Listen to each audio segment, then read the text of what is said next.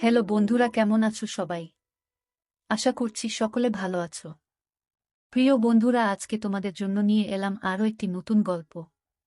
আশা করছি তোমাদের দাঁড়িয়ে যাবে, তাই ভিডিওটা শুরু থেকে শেষ পর্যন্ত দেখো। পরিমল সাহেবের ছোট সংসার। স্ত্রী ঝর্ণা এবং ছেলে জয়কে নিয়ে তিনি বেশ সুখে দিন কাটাচ্ছেন। পরিমল সাহেব উচ্চপদস্থ পদে চাকুরি করেন। তার বয়স ৫৬ বছর, স্ত্রী ঝর্ণার বয়স ৪৮ বছর, গৃহবধূ এবং ছেলে জয় ১৮ বছরের এক টগবগে তরুণ। জয়কে নিয়ে আজকাল পরিমল সাহেবের ভীষণ চিন্তা হয়। যা দিনকাল পড়েছে, ছেলেমেয়েরা তাড়াতাড়ি নষ্ট হয়ে যাচ্ছে। তিনি সারাদিন অফিস নিয়ে ব্যস্ত থাকেন, ছেলের দিকে নজর দেওয়ার সময় পান না। তবে ঝর্ণার উপরে তার আস্থা আছে। সে ছেলের সব খোঁজ খবর রাখে। মিসেস ঝর্ণা সারাদিন সংসারের কাজ নিয়ে ব্যস্ত থাকলেও ঠিকভাবে ছেলের দেখভাল করে। জয় নতুন কলেজে ভর্তি হয়েছে। ওর যেন নতুন জন্ম হয়েছে। নিজেকে অনেক বড় মনে হয়। তুষার জয়ের খুব ঘনিষ্ঠ বন্ধু। সে জয়ের সাথে অনেক আড্ডা দেয়। বান্ধবীদের নিয়ে অনেক ধরনের চিন্তা করে। তবে সবচেয়ে ভালো লাগে ভূগোলের ম্যাডামকে। জয় জানে ম্যাডামকে নিয়ে এসব চিন্তা করা অন্যায়, কিন্তু ওর মন মানে না। ম্যাডামের বয়স আনুমানিক ৪৫ বছর হবে। বেশ লম্বা। ভূগোল ম্যাডামের ক্লাস শুরু হবার আগে জয় প্রতিদিন কলেজের করিডোরে দাঁড়িয়ে থাকে। কারণ ওখানে দাঁড়িয়ে থাকলে ম্যাডামকে ভালোভাবে দেখা যায়। ম্যাডাম যখন হাঁটেন তখন তাকে দেখতে অনেক সুন্দর লাগে। আজকে জয়ের মন ভালো নেই। রাতে ওর স্বপ্ন হয়েছে। এটা জয়ের কাছে নতুন নয়, এর আগেও হয়েছে। কিন্তু আজ স্বপ্ন ভূগোলের ম্যাডামকে নিয়ে হয়েছে। স্বপ্নটা দেখার পর থেকে জয় কেমন যেন একটা অপরাধবোধে ভুগছে। সকালে ঘুম থেকে উঠে জয় বাথরুমে ঢুকল। পরনের লুঙ্গিটা বালতিতে ভিজিয়ে রাখল, একটু পর কাজের মাসি ধুয়ে দিবে। জয় ঠিক করল আজ আর কলেজ যাবে না। এমন সময় জয়ের মা ঝর্ণা জয়ের রুমে ঢুকল। জয়কে বলল, আজকে কলেজ যাবি না? জয় উত্তর দিল না, মা, শরীরটা ভালো লাগছে না। জয়ের মা বলল, কেন বাবা, কি হয়েছে? জয় বলল, না মা, তেমন কিছু নয়। জয়ের মা আর কথা বাড়াল না। সে বলল, ঠিক আছে, আজ আর কোথাও যেতে হবে না। টেবিলে খাবার দিচ্ছি, তুই খেতে আয়। ঝর্ণা ডাইনিং রুমের দিকে রওনা হল। জয় পিছন থেকে তার মায়ের হেঁটে যাওয়া দেখছে। হঠাৎ ওর মাথা ঘুরে উঠল। শরীরটা ঝিমঝিম করতে লাগল। অবাক চোখে জয় দেখল ওর মাকে। মাথার মধ্যে আবোলতাবোল চিন্তা জেঁকে বসল জয়ের। পরক্ষণেই মনে হল, ও এসব কি ভাবছে? ছিছি, নিজের মাকে নিয়ে কেউ কখনো এ ধরনের চিন্তা করে?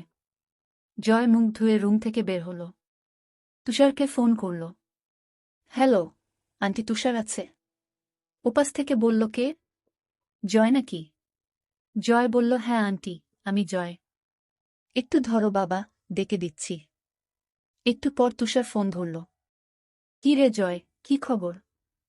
তুষার, আজকে কলেজ যাব না। শরীর ভালো নেই। কলেজ ফাঁকি দিচ্ছিস কেন? চলো না। জয় একবার ঠিক করল কলেজ যাবে। পর মুহূর্তেই ঝর্ণা তার চোখের সামনে ভেসে উঠল। না রে, তুই যা।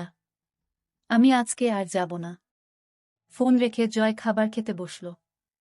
যতই চেষ্টা করছে মার ব্যাপারটা মন থেকে মুছে ফেলতে, ততই যেন আরও বেশি করে চোখের সামনে ভেসে উঠছে। জয় ঝর্ণাকে কিছু বুঝতে দিল না।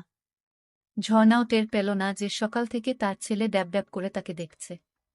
ধীরে ধীরে ঝর্ণার চিন্তা জয়কে গ্রাস করল। দুপুরের দিকে জয় টের পেল, আজ সারাদিন শুধু মাকে নিয়েই চিন্তা করেছে। এর মধ্যে মায়ের সাথে ১ ঘন্টার মতো গল্প করেছে। কথা বলতে বলতে সে চোরা চোখে মার উপর নিচ ভালো করে দেখে নিয়েছে। জয় ভাবছে, ৪৮ বছর বয়সেও মা কত সুন্দর। মা বেশ লম্বা চওড়া মহিলা, ৫ ফুট ৪ ইঞ্চি লম্বা। একটা ব্যাপার জয়কে পাগল করে তুলেছিল। জয় নিজের রুমে শুয়ে মার কথা ভাবছে। যতই ভাবছে তত মার প্রতি এক তীব্র আকর্ষণে পাগল হয়ে উঠছে। মার গলা শুনে জয়ের চিন্তার জাল ছিন্ন হল। জয়। এই জয়। হ্যাঁ মা, বলো। আমি স্নান করতে গেলাম। কেউ এলে দরজা খুলে দিস। ঠিক আছে। হঠাৎ জয়ের মাথায় একটা দুষ্ট বুদ্ধি চাপল। স্নান করা অবস্থায় দেখলে কেমন হয়? কিভাবে দেখবে ভেবে পাচ্ছে না। হঠাৎ ওর মনে পড়ল, ওরা যখন এই বাসায় প্রথম আসে তখন মার রুমের বাথরুমে ফলস ছাদে পুরানো মালপত্র রেখেছিল। তখনই খেয়াল করেছিল ছাদে 2 ইঞ্চি একটা ছিদ্র আছে। শুধু তাই নয়, ওই বাথরুমের ছাদে তার রুমের বাথরুমের ছাদ থেকেও যাওয়া যায়। জয় এক লাফে ওর বাথরুমের ছাদে উঠে মার বাথরুমের ছাদে গেল। ছাদে একটা কাগজের কার্টুন বিছানো রয়েছে। জয়ের বুক টিপটিপ করছে, হাত কাঁপছে। কার্টুনটা সরালেই মাকে দেখতে পাবে। আস্তে আস্তে কার্টুন সরিয়ে ছিদ্র দিয়ে ভিতরে চোখ রাখল।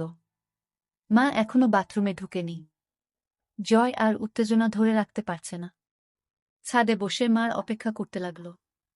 কয়েক মিনিট পর মিসেস ঝর্ণা বাথরুমে ঢুকল। জয় নিঃশ্বাস বন্ধ করে দেখতে লাগল। ঝর্ণা টুথব্রাশে পেস্ট লাগিয়ে আয়নার সামনে দাঁড়িয়ে দাঁত ব্রাশ করতে লাগল। ঝর্ণা এবার শাওয়ারের নিচে দাঁড়িয়ে স্নান করতে লাগল। জয় বুঝতে পারল মা আর বেশিক্ষণ বাথরুমে থাকবে না। জয় হাতের কাজ শুরু করে দিল।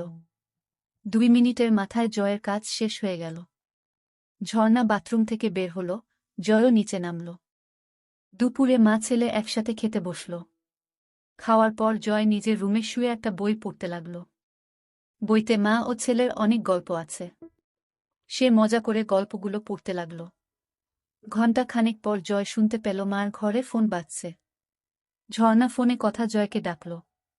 জয়, ঘুমাচ্ছিস নাকি? না মা, বলো। তোর বড় জেঠির শরীরটা আবার খারাপ করেছে। বাসায় কেউ নেই। তুই যা তো বাবা।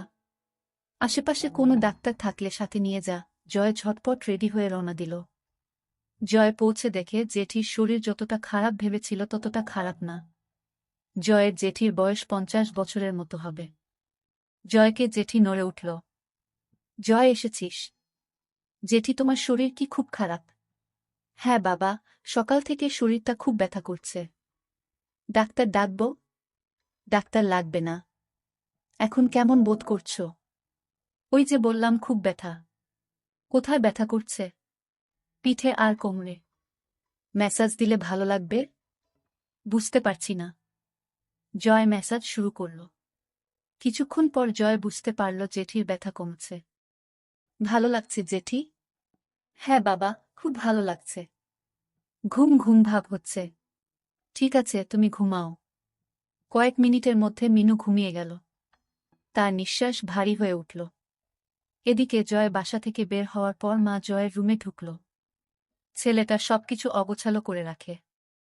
রুম গোছাতে গোছাতে ঝর্ণা হঠাৎ বালিশের নিচে একটা বই আবিষ্কার করল। বই খুলে দেখে ঝর্ণার চোখ কপালে উঠে গেল, মাথা বনবন করে ঘুরতে লাগল। ছিছি জয়, এসব কি পড়ে? হারামজাদা, আজকে বাসায় আস। পিঠের চামড়া তুলে ফেলব। ছিছি জয়, এত নিচে নেমে গেছে। এই বয়সেই এসব গল্পের বই পড়ে, কি মনে হাতেই ঝর্ণা পড়ার জন্য বই খুলল। পড়তে পড়তে তার 2 চোখ আবার কপালে উঠে গেল। ছিছি, এমন গল্প কেউ কিভাবে লিখতে পারে? পড়ব না করেও ঝর্ণা গল্পটা পুরো শেষ করল। গল্প পড়ে ঝর্ণা আর থাকতে পারল না। এক দৌড়ে বাথরুমে ঢুকে হড়হড় করে বমি করে দিল। মুখ ধুয়ে কিছুটা সুস্থ হয়ে বাথরুম থেকে বের হল। কথায় আছে, নিষিদ্ধ জিনিসের প্রতি মানুষের সবসময় আকর্ষণ থাকে। ঝর্ণার ক্ষেত্রেও এর ব্যতিক্রম হল না। সে ঠিক করল বইটা তার কাছে রাখবে। সব গল্প পড়বে। ঝর্ণা নিজের ঘরে ঢুকে বিছানায় আয়েশি ভূমিতে বসে বইটা খুলল। বই পড়তে পড়তে ঝর্ণা টের পেল তার উরু বেয়ে একটা পানির ধারা পেয়ের দিকে নেমে যাচ্ছে।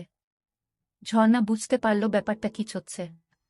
ঝর্ণা বুঝতে পারছে না জয়কে এই ব্যাপারে কোনো শাস্তি দিবে কিনা। বিকালে জয় বাসায় ফিরল। রুমে ঢুকে দেখে বইটা নেই। বাসায় মা ছাড়া আর কেউ নেই। তাহলে মা কি বইটা নিয়েছে? জয় প্রচণ্ড ভয় পেল। মা যদি বইটা নিয়ে থাকে তাহলে কি হবে? মা যদি গল্পগুলো পড়ে তাহলে খুব লজ্জার ব্যাপার হবে। সন্ধ্যার দিকে জয়ের সাথে ঝর্ণার দেখা হলো। কি রে, তোর জেঠির অবস্থা কেমন? এখন অনেকটা ভালো। মা ছেলের মধ্যে আরও কিছুক্ষণ কথাবার্তা হলো। ঝর্ণা রান্নাঘরে গেল। জয় তার রুমে এসে শুয়ে পড়ল। চোখ বন্ধ করতেই ঝর্ণার কথা ভাবতে লাগল। ওদিকে ঝর্ণা রান্নাঘর থেকে নিজের ঘরে যেয়ে বাকি গল্পগুলো পড়তে লাগল। বেশিরভাগ গল্পই মাছেলের নিয়ে। ঝর্ণা গরম হয়ে গেল। কি করবে ভেবে পাচ্ছে না। ঝর্ণা কি করবে? রান্নাঘরে বেগুন নেই। হঠাৎ মাথায় একটা বুদ্ধি এলো। ঝর্ণার মাথা খারাপ হয়ে গেছে, কি করছে নিজেই জানে না। হাতের কাছে মোম ছিল, সেটা দিয়ে সেদিনের মতো কাজ সারল। সন্ধ্যার পরে জয় আড্ডা মারতে বের হল। এই ফাঁকে ঝর্ণা জয়ের রুমে ঢুকল। খুঁজতে খুঁজতে বিছানার নিচে কিছু সিডি পেল। একটা সিডি নিয়ে প্লেয়ারে চালিয়ে সোফায় বসল। ঝর্ণা অবাক হয়ে দেখছে, আড্ডায় জয়ের বন্ধুরা মেয়ে ছাড়া অন্য কোনো কথা বলে না। জয়ের আর আড্ডা ভালো লাগছে না। এই মুহূর্তে মাকে দেখতে ভীষণ ইচ্ছা করছে। সে বাসায় চলে এলো। এদিকে ঝর্ণা শুয়ে তার ছেলের কথা ভাবছে। মুহূর্তেই আবার ভাবছে, ছিস ছিস, নিজের ছেলেকে এসব কি ভাবছি। ধীরে ধীরে জয়কে নিয়ে তার ভাবনা প্রখর হতে লাগল। পরিমল সাহেবের বয়স হয়েছে, এখন আর আগের মতো ঝর্ণাকে তৃপ্তি দিতে পারে না। কখনো কখনো ঝর্ণার চরম পুলক হওয়ার আগেই পরিমল সাহেব হাঁপিয়ে যায়। সব মিলিয়ে ধীরে ধীরে ঝর্ণার সমস্ত ভাবনা জুড়ে তার ছেলে জয় এসে পড়ল। রাতে ঝর্ণা ও জয় একসাথে খেতে বসল। ঝর্ণা আর চোখে লক্ষ্য করল জয় ড্যাব ড্যাব করে তাকে দেখছে। মাঝরাতে জয়ের ঘুম ভেঙে গেল। এদিকে সারা রাত ধরে ঝর্ণা ঘুমাতে পারেনি। যখনই চোখ বন্ধ করে তখনই জয়ের চেহারা ভেসে ওঠে। ঝর্ণা বুঝতে পারছে না কি করবে। একদিকে ছেলের প্রতি নিষিদ্ধ টান, আরেকদিকে মা ছেলের সম্পর্ক। স্বামী তাকে যথেষ্ট ভালোবাসলেও তাকে সুখ দিতে পারে না। অবশেষে ঝর্ণা সিদ্ধান্ত নিল কাল দিনে জয়কে বাজিয়ে দেখবে। সে জয়ের মা। জয়ের মনে কিছু থাকলে ভয়ে সে সেটা প্রকাশ করবে না। প্রথম সুযোগ তাকেই দিতে হবে।